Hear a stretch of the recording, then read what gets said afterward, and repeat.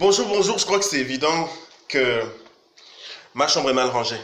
Oui, mais attends, aujourd'hui on va plutôt parler des services d'urgence. Je pense que c'est un sujet plus intéressant. Et aujourd'hui on va parler plutôt de trois services d'urgence comme la police, les pompiers et les hôpitaux. Et bien évidemment, on va commencer par mes préférés, la police. Et comme aurait dit Cut Killer dans les années 95, effectivement. Donc, en ce qui concerne la police et les urgences, en fait, dans mon pays, les urgences ne sont pas traitées de la même façon. Et pour vous imaginer, je vais vous parler un peu d'une conversation que vous pourriez avoir en appelant la police ici. Supposons qu'il y ait eu un meurtre dans votre périmètre et que vous ayez contacté la police afin de régler le problème. Voici quelques questions qui pourraient vous poser qui n'ont vraiment aucun sens. Monsieur, vous êtes témoin de l'incident? Et souvent, j'ai envie de leur répondre comme ça. Non, en fait, comme je suis orphelin de naissance et que je suis célibataire depuis 2 ans, j'ai personne avec qui parler, je me suis dit que je devrais vous appeler pour avoir, en fait, le sentiment d'avoir la famille que j'ai jamais eue. Non. Et ils peuvent même vous poser d'autres questions encore plus débiles, comme par exemple, est-ce que vous connaissiez la victime? Est-ce que la victime était de nationalité gabonaise? Mais j'ai pas vraiment envie de vous apprendre le métier de policier, qui est un métier vraiment très noble, très bien. Mais je pense pas que la nationalité de quelqu'un a un rapport avec la manière dont vous allez procéder pour l'enquête. Hein. Je pense que c'est assez clair, non? Et la question qui me tue le plus, c'est est-ce que vous connaissez le suspect? Sincèrement, si je connaissais le suspect, je pense pas que j'aurais appelé, hein, j'aurais pris deux ou trois de mes frangins, on aurait pris des bâtons, on l'aurait poursuivi, on serait allé chez lui, on l'aurait cassé la gueule. Et je pense que la justice aurait été mieux comme ça. Ou après une bonne baston, on vous aurait livré tout simplement le suspect. Donc non, je connais pas le suspect. Les deuxièmes que je vais attaquer sont les pompiers. Hein, les pauvres, c'est eux qui souffrent le plus dans mon pays.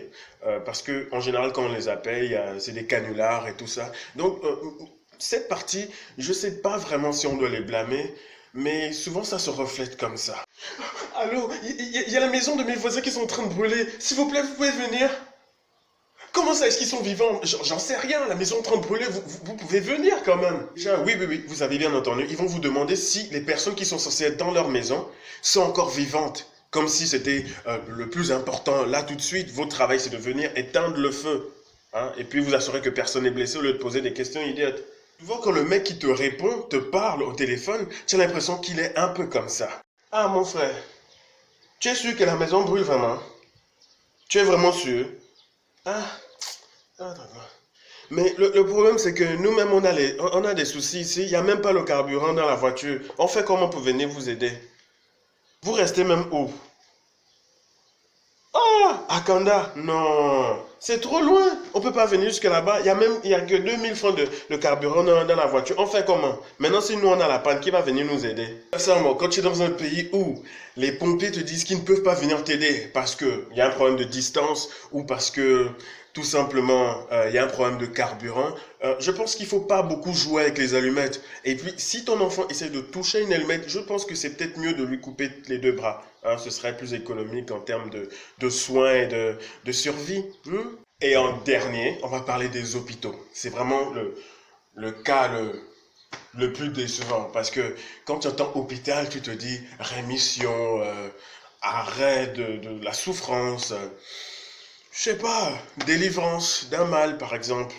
Mais ici, les hôpitaux ont une méthode qui est plus, qui vise plutôt le capitalisme, tu vois. Tu peux arriver à l'hôpital en service d'urgence parce que tu viens de te casser la jambe ou bien tu viens de te faire écraser. Bon, c'est pas toi qui vas aller tout seul, hein. Je pense que c'est ta famille ou des amis ou des inconnus qui t'ont trouvé là, qui vont t'y emmener. Mais la première question qu'on va te poser est une question en fait qui me donne envie de parfois arracher la tête de la personne. Tu vas arriver devant l'infirmière. C'est clair que tu souffres, il y a du sang partout, voilà, il y a des bras qui volent, et elle va te poser une question qui va pas vraiment te plaire.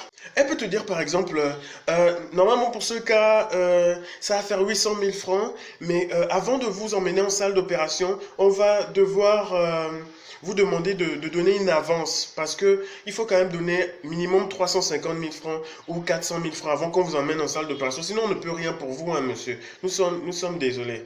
Si tu as la malchance de ne pas connaître quelqu'un qui peut venir donner l'avance, ou bien un parent, ou si tu n'as pas 350 000, 400 000 francs, bah tu vas mourir là par terre comme une vieille merde, hein, tranquille.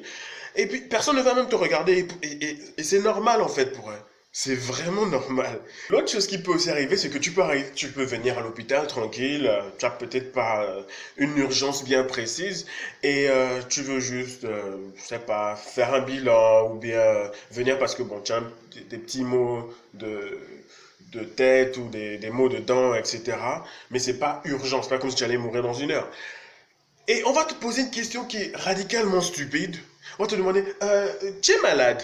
Ou bien, vous êtes venu ici pour des soins? Ah non, non, sincèrement, moi je suis venu ici normalement parce que c'était écrit hôtel 5 étoiles devant, avec piscine, jacuzzi. Mais attends, franchement, c'est la fin de cette vidéo malheureusement. Si vous avez des commentaires ou des questions concernant cette vidéo, vous pouvez toujours les mettre en commentaire, partager la vidéo avec vos amis, en discuter, mettre un j'aime, hein, ça fait toujours plaisir. Si vous avez des suggestions, n'hésitez pas, vous pouvez les mettre en commentaire. Je vais répondre à vos commentaires, bien évidemment. Et puis, en espérant que je trouve des blagues qui pourront vous faire rire sur tous les sujets. Je vous dis à bientôt. Merci.